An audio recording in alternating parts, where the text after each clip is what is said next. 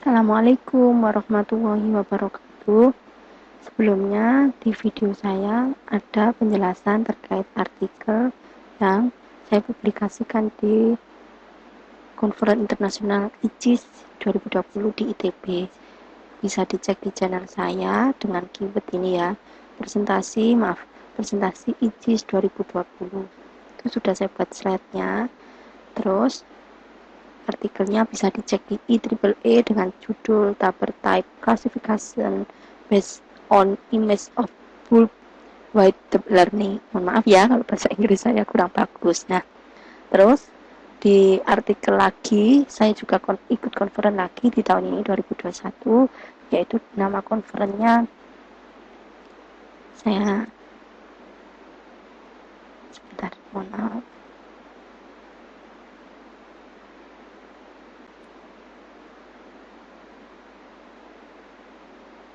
Ini komputer saya memang sambil running program ini ya, jadi otomatis agak lama.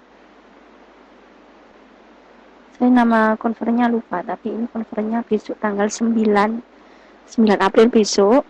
Artikelnya sudah accepted, tinggal kita mempresentasikan, yaitu akan dipublis di IEEE ini ya. Bukti kalau sudah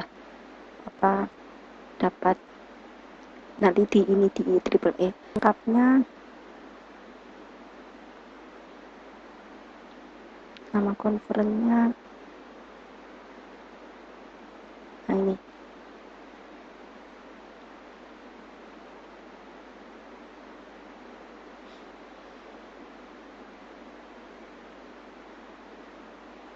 Maaf ya agak lama, ya Allah, astagfirullahaladzim. Sambil running.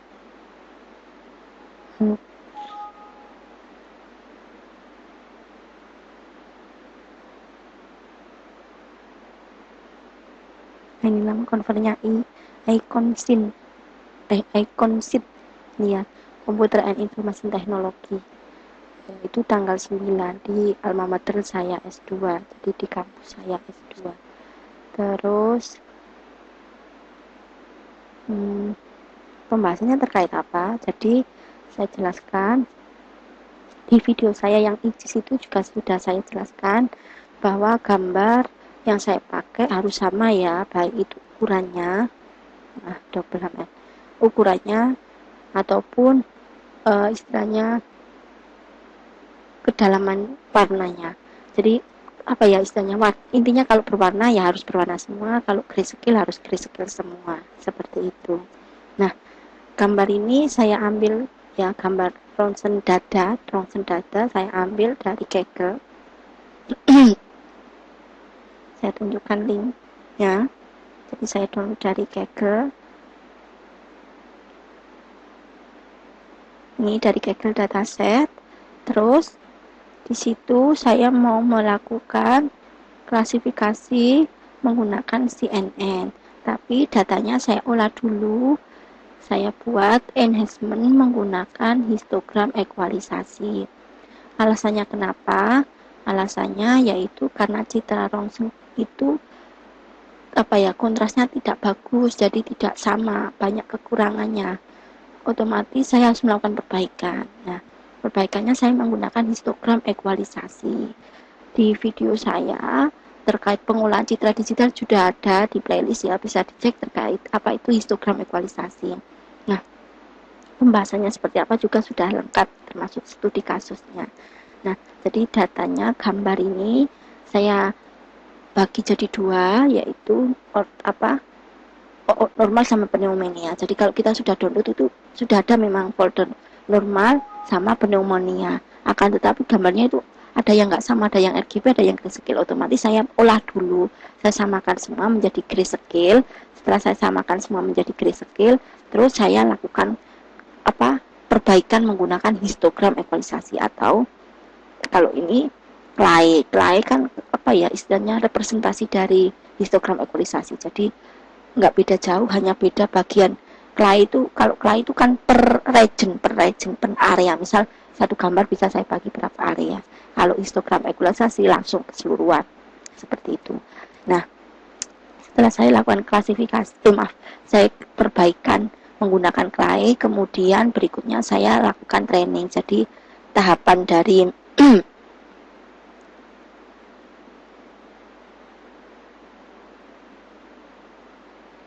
nah ini tahapan dari apa ya istilahnya, penelitian ini mengusulkan terkait ini. Jadi dataset itu diberi processing dulu ya, tadi ya disamakan ukurannya, terus disamakan juga misalkan kalau grayscale semua, kalau berwarna semua. Yang saya pakai di sini itu menggunakan grayscale ya, jadi gambar yang tadi awalnya berwarna saya rubah dulu ke grayscale. Terus saya lakukan perbaikan yaitu menggunakan clay, kemudian saya training CNN, terus hasil dari training CNN itu kan vektor atau bobot ya. Dari bobot itu yang dipakai untuk melakukan testing. Jadi tahapannya seperti ini. Nah, saya juga mengusulkan sebanyak 8 model ya, 8 model layer-layernya. Seperti ini saya jelaskan, ada 15 layer, 19 layer, 27 layer, 23 layer, 35 layer, 31 layer, 35 layer, 31 layer lah. Apa bedanya antara nomor 6 sama 8? Apa bedanya nomor 5 sama 7? Yang berbeda adalah jumlah node-nya ya. Jumlah node yang membedakan. Jadi layer-layer tersebut kan saya buat dalam bentuk seperti ini ya. Nah, saya buat dalam bentuk tabel, tapi ini kan untuk memudahkan menghitung jumlah parameternya atau jumlah, nanti otomatis gambarnya berubah menjadi ukurannya bagaimana. Nah, tapi lebih tepatnya harusnya dibuat dalam bentuk seperti ini.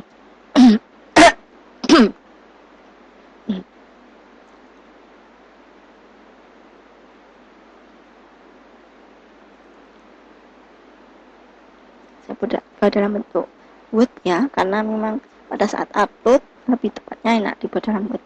Nah, tadi yang awalnya tabel-tabel itu dirubah menjadi kayak gini. Nah, jadi kayak gini. Jadi kalau kita baca lebih enak.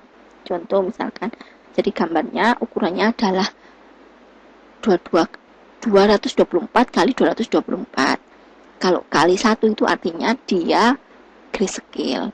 Terus ini layer pertama dia ada node-nya 32. Berarti caranya ngitung berapakah jumlah dari parameternya dari itu tadi. Nah, saya buat kayak gini. Saya buat kayak gini.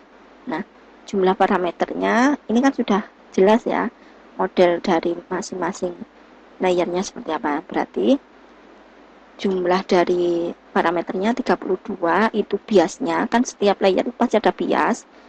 Terus biasnya 32 ditambah, karena tadi grayscale berarti kan 32 dikalikan 3 dikalikan 3. Kok maaf, aduh, 3. Nah, 32 itu jumlah node hiddennya ya, node hiddennya. Terus 3 kali 3 itu kernelnya. Jadi setiap konvolusi itu rata-rata baik itu menggunakan bahasa Python ataupun MATLAB itu menggunakan kernelnya berukuran 3 kali 3. Jadi 3 kali 3 itu kernel atau windownya ya. Nah, seperti ini.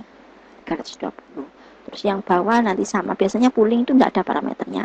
Kalau mau ngecek di bahasa Python juga sama. Nah, ini loh sambil saya training. Jadi makanya kenapa kok agak berat. Nah, jadi kalau di pooling itu pasti 0 jumlah parameternya ya. Ya, jumlah parameternya pasti 0 di pooling. Terus saya lanjut.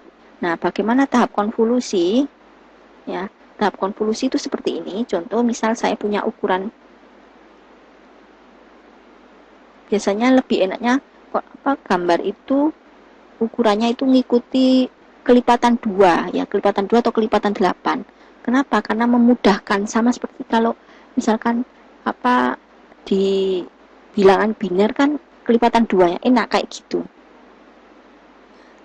Ini kenapa kok nggak jalan? Saya nambah set.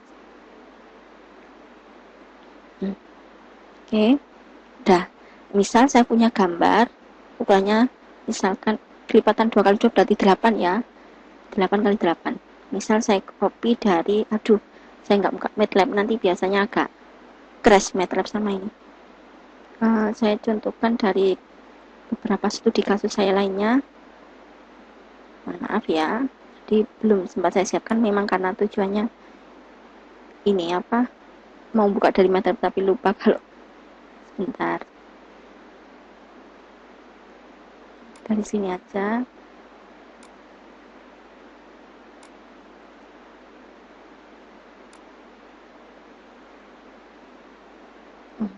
Beda seperti itu. Nih, saya carikan dari, nah, nilai citra saya ambil dari sini.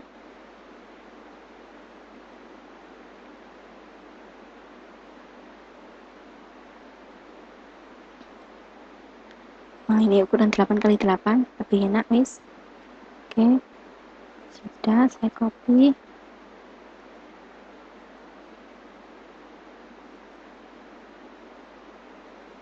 Nah, sudah ya. Ini contoh gambar input. Ukurannya 8x8. Apa itu konvolusi? Konvolusi itu mengalihkan setiap ini ya, setiap pixel dari gambar terhadap kernel. Yang kernel tadi kan kernelnya atau windownya kan ukurannya 3x3. Misal kernelnya saya buat modelnya kayak gini. Min 1, min 1, min 1, terus di sininya 1, 1, 1, terus di sini min 1, min 1, min 1. Saya juga kurang tahu default dari kernel yang ada, baik itu di MATLAB ataupun di Python. Saya kurang tahu apakah dia menggunakan nilai kernelnya berapa kali berapa, saya kurang tahu juga. Tapi saya hanya mengilustrasikan seperti ini ya. Ini kita tambahkan. Jadi biasanya kan ada istilah padding ya, padding. Nah, paddingnya seperti apa? Misalkan kalau saya biasanya saya tambahkan, jadi ada penambahan padding. Nah, otomatis di sini saya tambahkan, misalkan saya buat 0 ya, saya buat 0. Oke.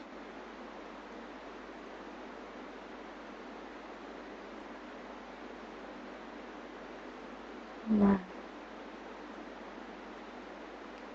di konvolusi itu mengalihkan, anggap ini titik pusat ya, titik pusat terhadap ini. Jadi kalau misalkan kita baca ini ya, ini sebagai titik pusat, ini ditempel, nah ditempel terus dikalikan. Jadi ilustrasinya kalau kita buat ya dikalikan. Jadi kalau saya biasanya pakai Excel ya, ini hasil konvolusinya saya taruh sini, hasil konvolusi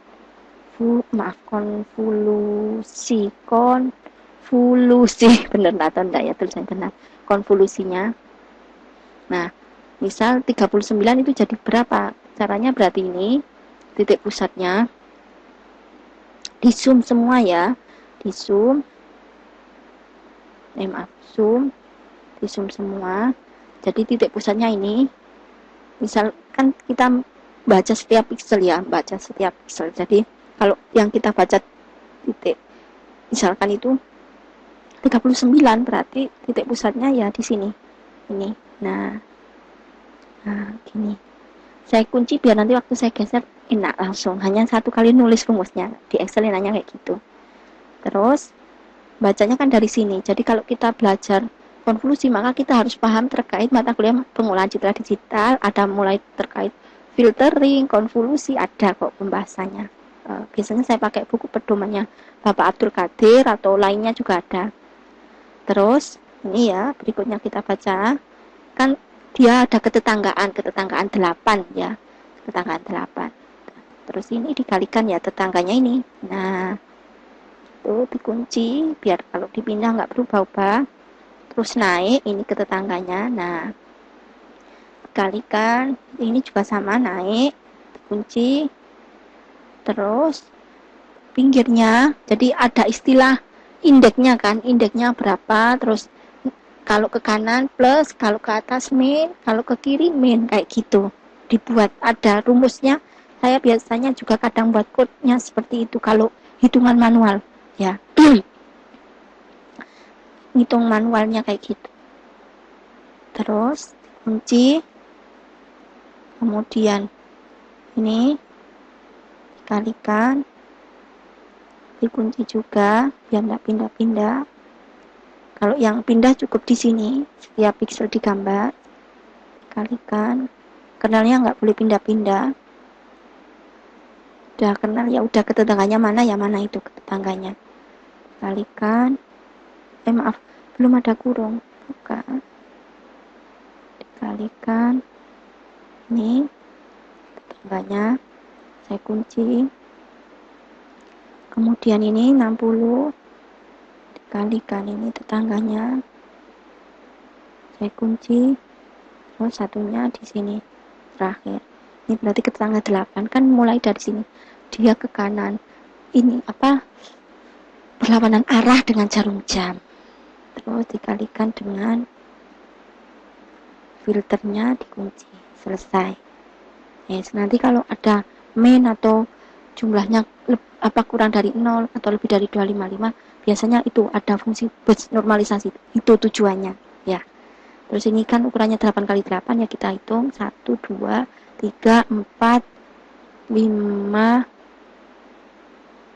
6, 7, 8. Wes, 1 selesai. Tinggal geser ke bawah. 8 juga 1, 2, 3, 4, 5, 6, 7, 8. Dah selesai. Berarti ini kenapa kok 1, 2, 3, 4, 5, 6, 7, 8. B 9. Oh kok B 9? B2, B3, B4, B5, B6, B7, B. Nah, 2, 3, 4, 5, 6, 7, 8. Oh ya, 8 ya. 1, 2, 3, 4, 5, 6, 7.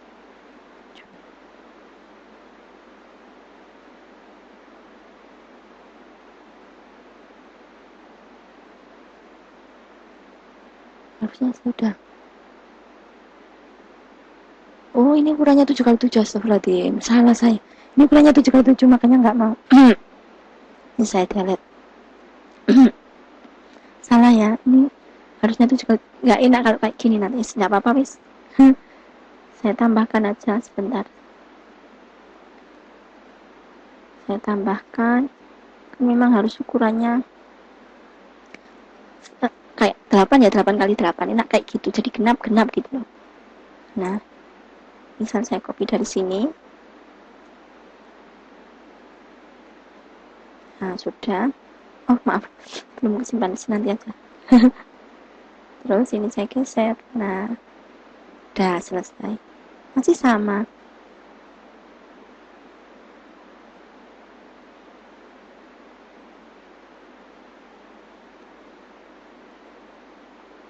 B9.